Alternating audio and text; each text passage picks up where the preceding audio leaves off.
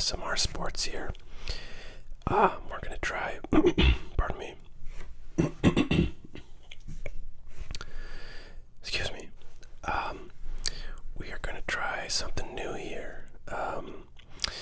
I've had a few requests for doing things other than opening sports cards, and I have one video that is not up as I record this, but will be up by the time you see this. And it's kind of going through some singles that I bought, graded singles. So that's one thing that is new, although I think I screwed up the audio on that, so it may suck, but whatever. It's just kind of an attempt to do something different than opening sports card packs. Another thing that I've wanted to do for a while is look at some old magazines that I have. There's quite a number of magazines over the years that have come out, related to sports cards.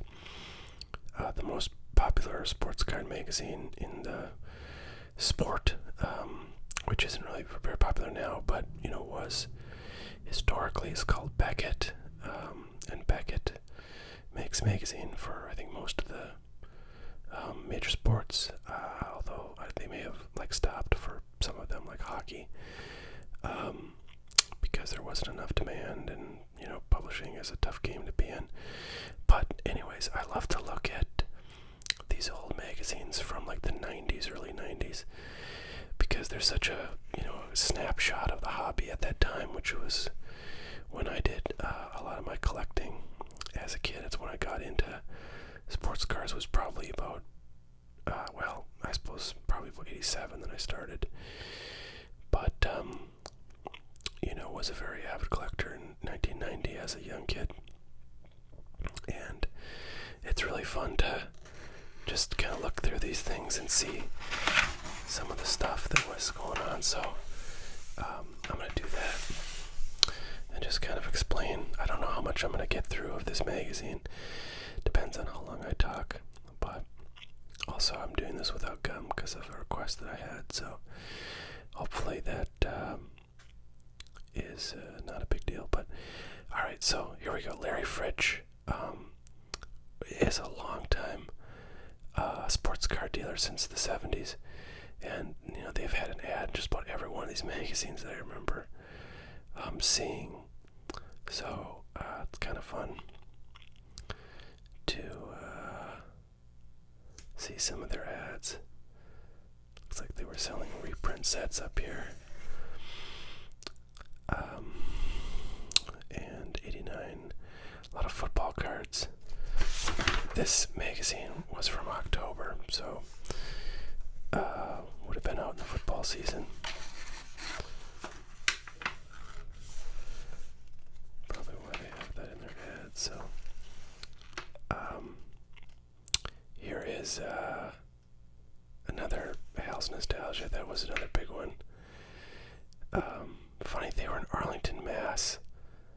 I lived in Boston, the Boston area, for many years, not too long ago, and they definitely did not exist anymore, at least not in a retail format out there. Otherwise I probably would have gone to see them. But kind of cool. So they've just got 1981 through 1990 with quite a number of years skipped, and then all the different products they have available in those years. So let's see, a 1982 looks like wax box was $65. Fleer wax, which is interesting because that's about what it's worth right now. Yeah, you probably would pay a little bit more than that right now for an 82 Fleer wax box, which has a Cal Ripken rookie card in it. Let's look at 85. You'll notice they have nothing from 85, and that's probably because that stuff was super hot back then. You've got Roger Clemens rookies, Dwight Gooden rookies, Mark McGwire rookies. All those guys were super hot players back then, and stuff was extremely expensive. So they probably didn't even have stock of it because it was just too, hot to even carry. The only thing they had is a highlight set, a Donruss highlight set from '85, totally useless. Yeah, this is really fascinating to compare kind of prices then to prices now.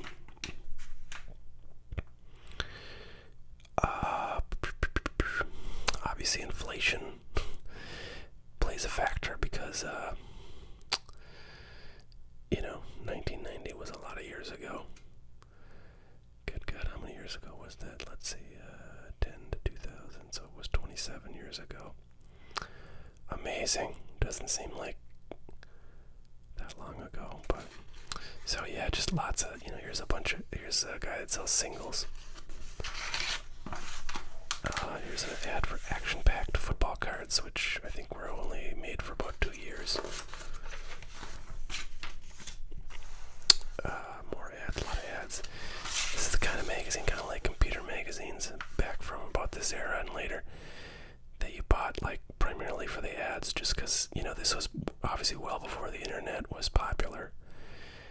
And, where else were you going to see just a bunch of companies selling stuff that you wanted to buy? It's kind of fun to think about, what it was like to collect cards before the internet. That's why these magazines were so important back then, because they were a place to, buy things, but also they were a source of information for pricing. This magazine has a price guide component, which, wasn't that great back then. But like Beckett, which I had mentioned, was a very well-respected price guide, and pretty much whatever they said was the price was,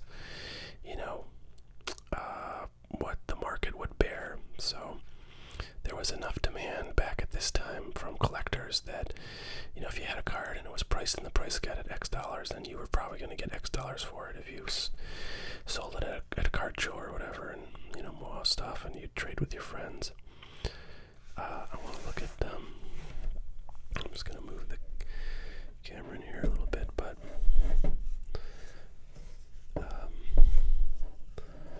let's see, we've got some wax boxes. I just want to look at, so these are unopened wax boxes of Donruss baseball cards.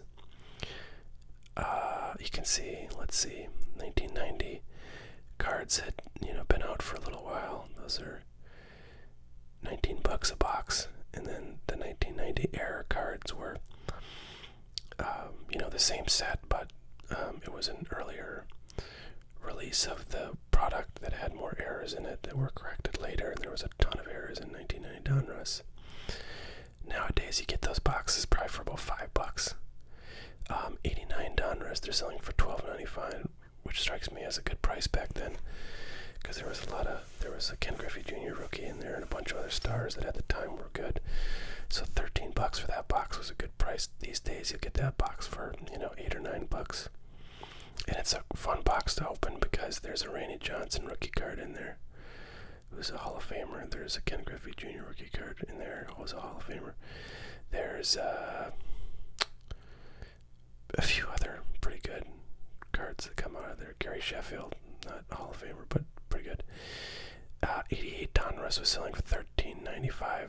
Big one in there was the Mark Grace rookie, which is pretty worthless right now. 87 Donruss is $80. That is nuts, but not quite as nuts as the 86 Donruss, which was $190, and the same as the 85 Donruss. Wow, so the 86 Donruss now you can get for, $15, $20. 85 Donruss, that actually is probably about $120 box. 84 Donruss, $370. That one you can get those for probably $250 these days. 83 Donruss, $139.95. That's pretty close to what they're worth now, because there's some really good rookie cards in there. Tony Gwynn, Cal Ripken, Tony Gwynn, Wade Boggs, and Ryan Sandberg rookies are in there. I think that's a really good box, and I actually have at least one of those. I've got like 2 of them. I used to have 6, but I kept opening them because that's how I roll. So, anyways, pretty fun stuff. My battery's gonna run out soon, unfortunately. So I'm probably gonna cut this video short at, I don't know, 12 minutes or something. Yeah, just lots of fun ads. I'm just gonna hold this camera, I think.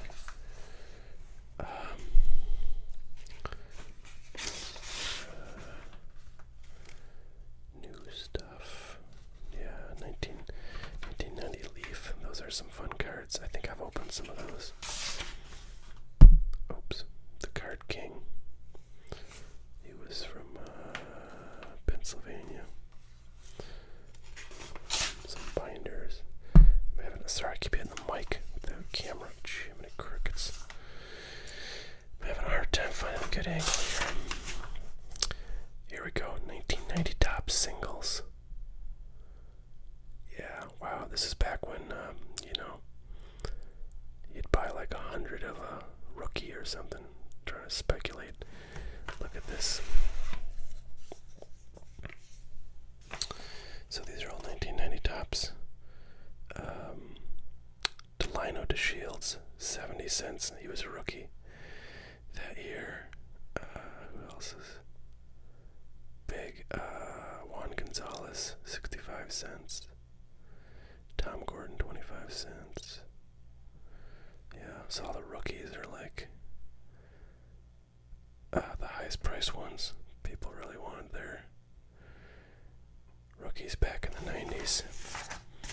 Just to speculate on the possibility of them being worth more. Alright, so this may be the last page. This is an ad for these collectabooks, which were little like pamphlets with information on sports cards. Players didn't really take off, but I've got a couple of those. Kind of cool piece of baseball card history. Alright, well that's it. Just because of the battery, I'm going to cut this short, and maybe we'll check this out if people like it. I got more magazines in different sports and stuff too, so hopefully this is interesting and a good break. So thanks for watching, y'all. Please subscribe if you like what you see. Thanks. Bye.